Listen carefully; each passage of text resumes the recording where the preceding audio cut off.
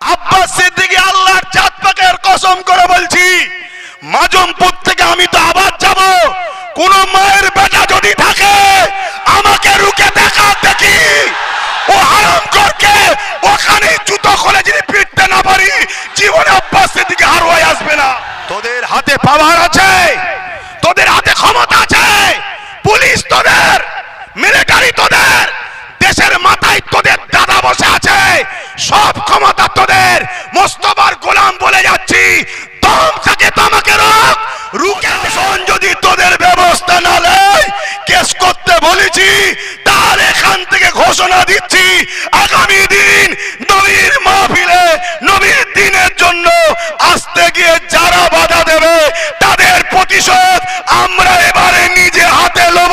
এতে প্রস্তুত করে হাত তুলে দেখান।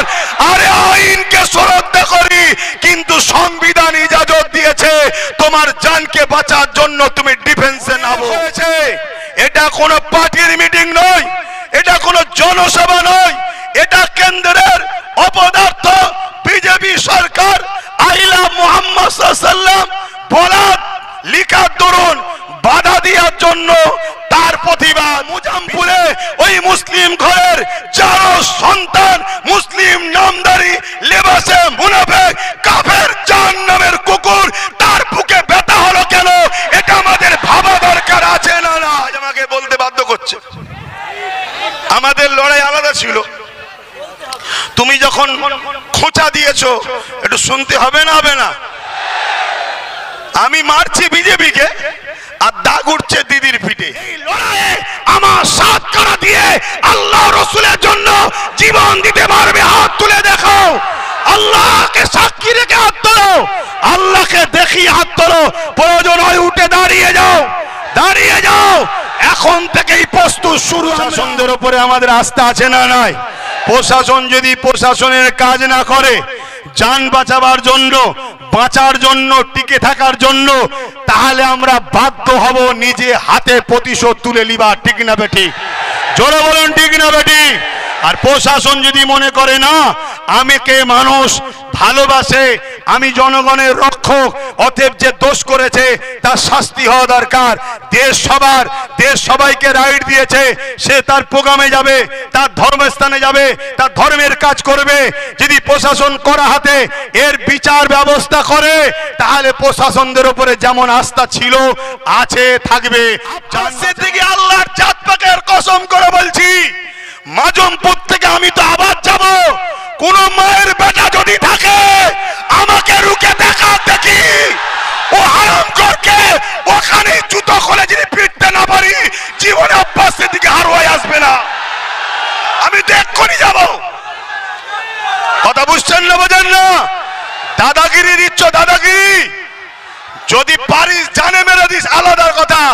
জান যতদিন আল্লাহ রেখেছে, কোন ইসলাম বিরোধী, কোন সন্ত্রাসকে, কোন জালিমকে ইসলাম ইজাজত দেয়নি, ইসলাম প্রশ্রয় দেয়নি। আমরা প্রশ্রয় দিতে পারি না, পারি না, পারি না। বাংলায় হারুয়ার প্রোগ্রামে আসতে রাস্তায় যদি কোন মানবপ্রেমী পশু মুসলিম ঘরে জন্ম লিয়া যারা সন্তান যদি আমাদের কোন ভাইকে রুখতে চায়, ওই অবৈধ যারা সন্তানকে জানিয়ে দিই, ইসলামের উপরে যারা আঘাত দিয়েছে আল্লাহ তো তাদেরকে মিটিয়েছে।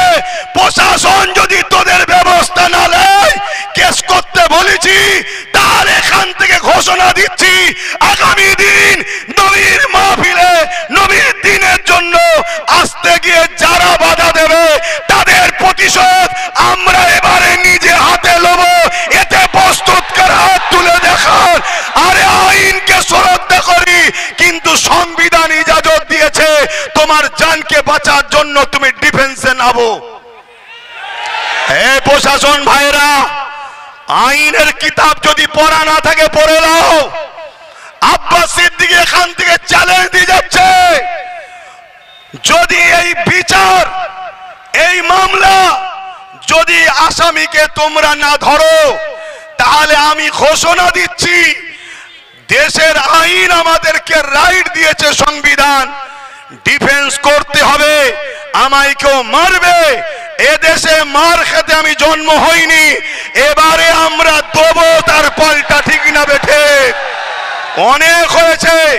এটা কোনো পার্টির মিটিং নয়, এটা কোনো জনসভা নয়, এটা কেন্দ্রের অপদার্থ বিজেপি সরকার আইলা মুহাম্মদ সাল্লাল্লাহু আলাইহি ওয়াসাল্লাম বলার লিখার দরুন বাধা দেওয়ার জন্য তার প্রতিবাদ। তাহলে মুজামপুরে ওই মুসলিম ঘরের যারা সন্তান মুসলিম নামদারি লেবাসে মুনাফিক কাফের জাহান্নামের কুকুর, তার বুকে ব্যথা হলো কেন? এটা আমাদের ভাবা দরকার আছে না নাই? এরা কারা? এরা কারা? এরা বলে এরা মুসলিম সেজে, এরা মূলত বিজেপিকে মারলে দিদির পিঠে দাগ ওঠে, সেই জমক ভাই টাইপের। এই পর্যন্ত নাকি আজ আমাকে বলতে বাধ্য করছে। আমাদের লড়াই আলাদা ছিল।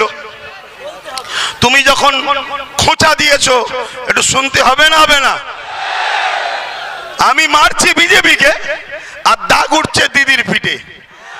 আমি লড়াই করছি ওয়াকাফ বাঁচাবো, বিজেপির কালা কানুন মানছি না, বিজেপির কালা কানুন মানছি না, আর দিদি বলছে বিজেপির বিরুদ্ধে আমার বাংলায় লড়া করা যাবে না। এ বলেছে না বলে না? বলেছে না বলে না? তাহলে এই কথা প্রমাণ কি করছে? মমতা বিজেপি না বিজেপি নয়? হাত তুলে সাক্ষী দেন, বিজেপি না বিজেপি নয়? হাত লম্বা করে তোলেন। পাশে কেউ হাত তুলতে বাকি আছে কি দেখেন? কেউ হাত তুলতে বাকি আছে কি দেখেন? কেন বাকি থাকলে গাদ্দারকে চিনা দরকার। ঝগড়া পছন্দ আমরা করি না, কিন্তু গাদ্দার চিনা দরকার আছে না নাই? হাত নামান। যদি বলেন কেন আপনি তাহলে আবার এসব বলছেন কেন, আমি বলবো তাহলে আমরা যখন আসছিলাম তাহলে কেন ওই মুনাফিক ওই শয়তান এই আমাদের এই ভাইটাকে দেখুন না, এই মাথায় টুপি মুখে দাঁড়ি দিয়ে গোল জামা পরা বেচারি নবীর সুন্নতে ও এসছে কি জন্যে? হুজুরের বিরুদ্ধে কথা হয়েছে তাই প্রতিবাদ জানাতে এসছে। শোনো, মুহাম্মদ সাল্লাল্লাহু আলাইহি ওয়াসাল্লামের বিরুদ্ধে কথা হবে, ইসলামের বিরুদ্ধে কথা হবে। কোন মুসলমানের বেটা যদি চুপ থাকে ওর মধ্যে ঈমান নেই, ওকে প্রতিবাদ করতেই হবে।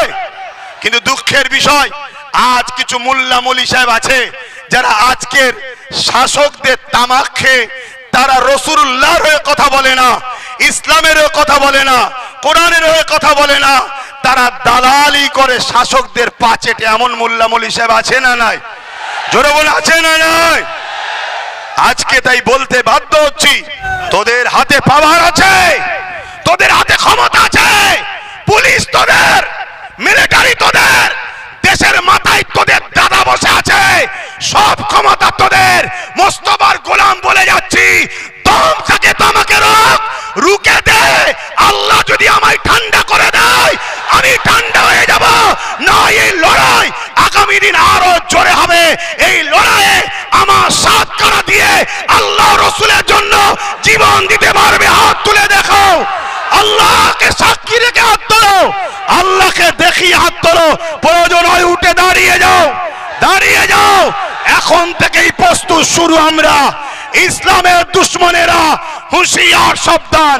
ইসলামের দুশ্মনেরা, ইসলামের দুশ্মনেরা, গুস্তাগে রসুলেরা, গুস্তাগে রসুলেরা, গুস্তাগে রসুলেরা, দ্বীন ইসলামের দুশ্মনেরা, আল্লাহ বিদ্বেষীরা, নারে তাকবীর।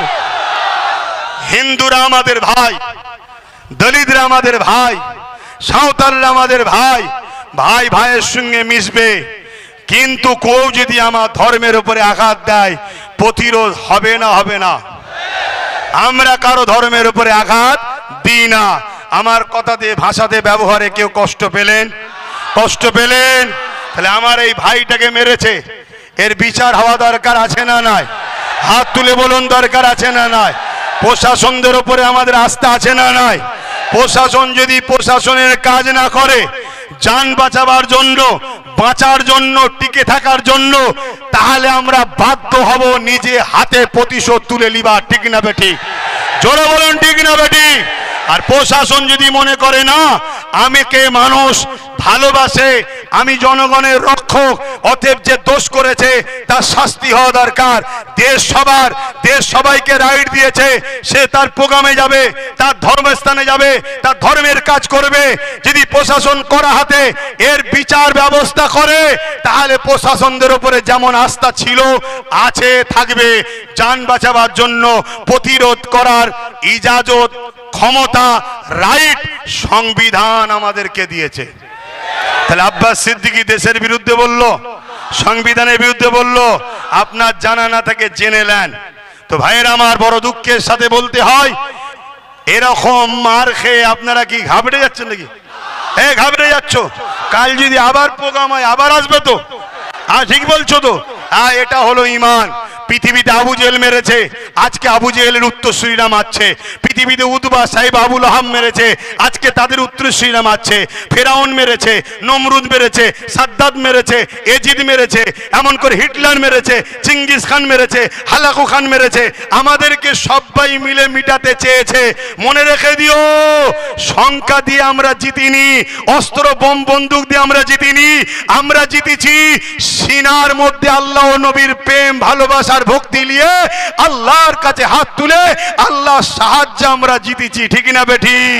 তাহলে আজ আপনাদেরকে বলি, যারা ইসলামের ক্ষতি করবে সে ঘোমটা দিয়ে হোক আর ঘোমটা খুলে হোক, ইসলাম দুশ্মনেরা, তাদেরকে কি আমরা শক্তিশালী করতে পারবো? জোরে বলুন, পারবো? হাত লম্বা করে তুলে সাক্ষী দেন শেষবার। ক্ষমতা আনতে পারবো, সাপোর্ট করতে পারবো, কোরআনের দুশ্মনদের সাপোর্ট করতে পারবো, আল্লাহ বিদ্বেষীদের সাপোর্ট করতে পারবো। মসজিদ মাদ্রাসাকে যারা মিটাতে চায় আইন করুক, আর মিটাতে গেলে রুখতে যারা বাধা দেয় তাদেরকে সাপোর্ট করতে পারবো। তাহলে একজন, এটা আমার ইমানি দায়িত্ব। তো এটা আমার কি ইমানি দায়িত্ব।